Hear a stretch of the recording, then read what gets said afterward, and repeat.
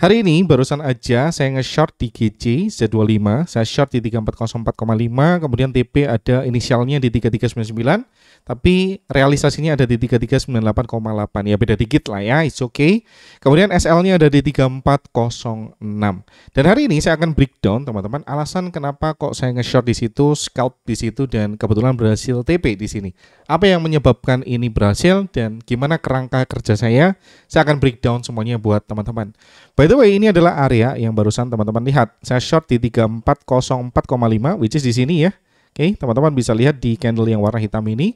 Kemudian saya exit di persis di sini ya. Kalau teman-teman lihat di 3399. Balik lagi ke catatan ini 3399. Oke. Nah, di sini teman-teman saya short di area resisten. Loh, bukannya seorang Dhani Indrawan itu hanya trading pakai supply and demand. Betul teman-teman. Saat saya jadi swing trader ataupun jadi position trader yang trading daily ataupun di H1, saya pure melihat yang namanya candlestick chart ya, seperti yang teman-teman lihat sekarang. Tetapi untuk scalping, saya memerlukan tools tambahan, yang namanya adalah order flow tools ya, di mana kita bisa melihat heat map ya. Jadi ini adalah transaksi di balik layar. Ini adalah penyebab harga bergerak. Sedangkan chart ini adalah ya cerita yang sudah pas ya, udah terlewat. Sedangkan di bookmap sendiri ini menceritakan ya, oke, sekarang di sini ada order sekian. Oke, di sini aggressive buyer atau aggressive seller ya, ada sekian besarnya, dan kita bisa membaca itu. Saat kita bisa menggabungkan ini akan jadi satu keunggulan buat kita. Itulah jadi alasan kenapa kok saya masuk juga di area SNR.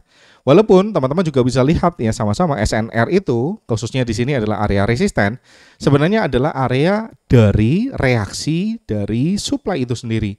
Teman-teman bisa lihat di sini ada drop base drop quick retest di situ ya.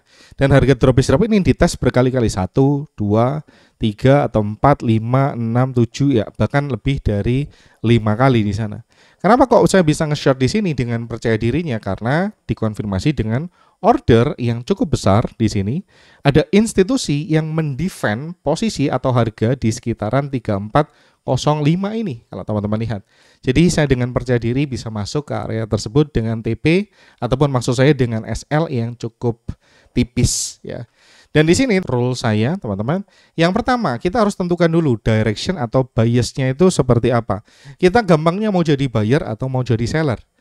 Nah, kebetulan di sini kalau teman-teman lihat, saya akan replay ya chartnya. Oke, di sini kita lihat kita pakai EMA 200 teman-teman. Saat harga running di bawah EMA, saya fokus jadi seller. Saat harga running di atas EMA, saya fokus jadi buyer.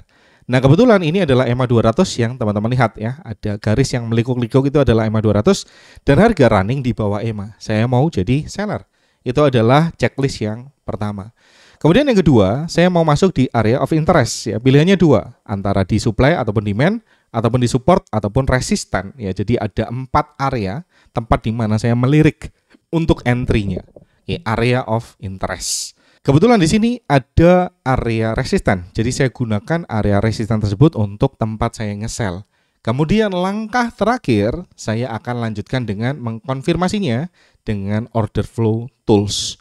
Saya akan banyak menjelaskan dengan poin yang nomor 3 ini ya, karena saya rasa poin 1, 2 ini bisa teman-teman temukan di Jaripedia, sangat banyak resource-nya ya, udah kita bahas bertahun-tahun, udah 5 tahun ya, cara kita sama persis ya. Tidak ada bedanya cara marking supply demand yang high quality seperti apa. Kemudian lihat trennya seperti apa, semuanya sudah dibahas.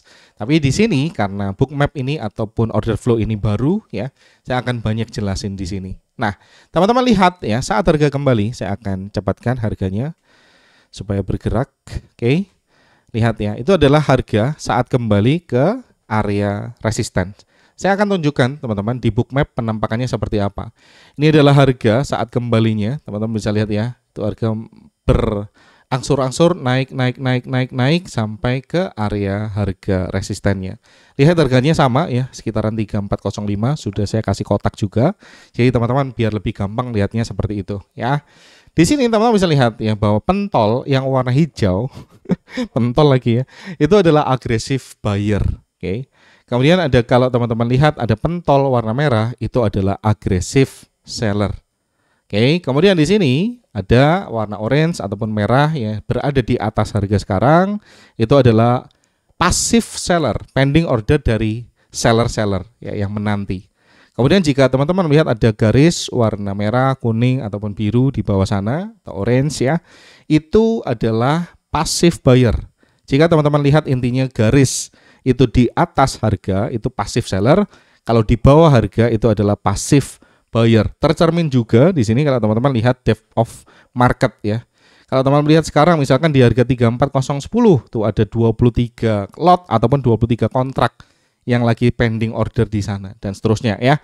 Jadi intinya ada dua komponen utama. Yang pertama menunjukkan pentol-pentol ini entah warnanya hijau atau warnanya merah, itu merepresentasikan yang namanya aggressive buyer ataupun aggressive seller.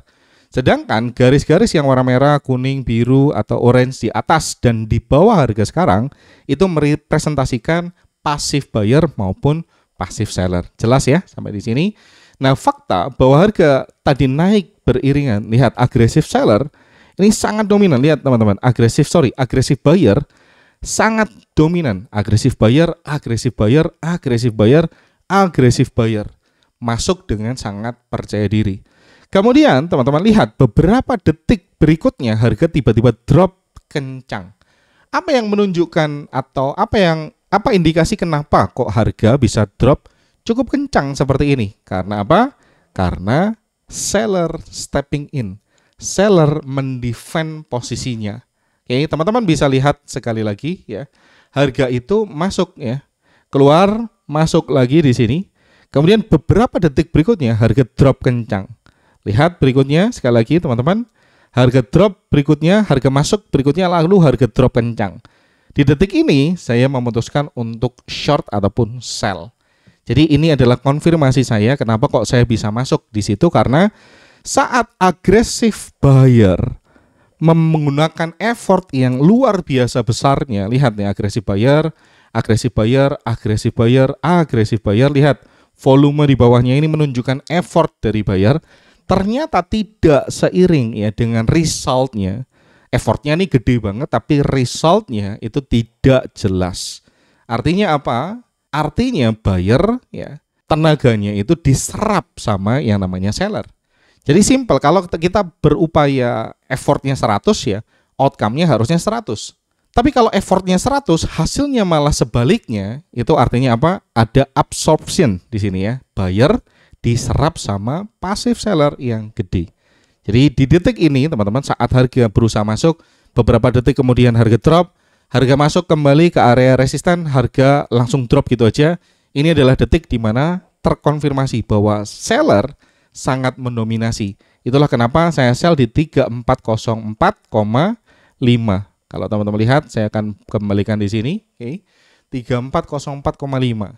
Gambarnya 3404,5. Oke. Kemudian SL saya taruh di 3406,2. Saya akan kembalikan ke sini sekali lagi. 3406,2 itu adalah titik tertinggi ya atau pivot sebelumnya. Jadi saya akan letakkan di situ, oke. 3406,2 ya, saya letakkan di situ. Kemudian dengan TP saya letakkan di mana? TP-nya saya letakkan ini di, saya akan kembalikan ke sini, oke. Teman-teman bisa lihat low of day ya, yesterday low lebih tepatnya sebelumnya. Ini ada di harga 3399, jadi TP-nya saya taruh di sana. Simply untuk menggunakan TP ya saya pakai angka-angka yang gampang aja. 3399 ya. Jadi kebetulan tadi saya dapatnya di 3398, jadi ya. Ini adalah 1:2 setup dengan durasi waktu yang cukup singkat ya. Di sini teman-teman bisa lihat jam 10.57 sampai 11.27 hanya sekitar 30 menit saya udah exit dan dapat 1:2.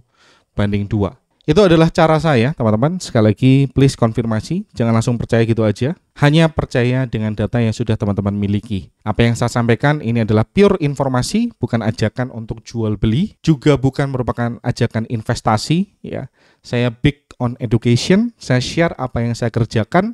Teman-teman tugasnya satu, verifikasi setiap informasi yang teman-teman temukan dan juga lihat, buktikan sendiri dengan data. Semoga pertemuan ini bermanfaat. Kalau teman-teman suka dengan pembahasan seperti ini, tinggalin komen, mau dilanjutin atau enggak. Saya Dani Indra Pratama undur diri. Sampai jumpa di pertemuan berikutnya dan ciao.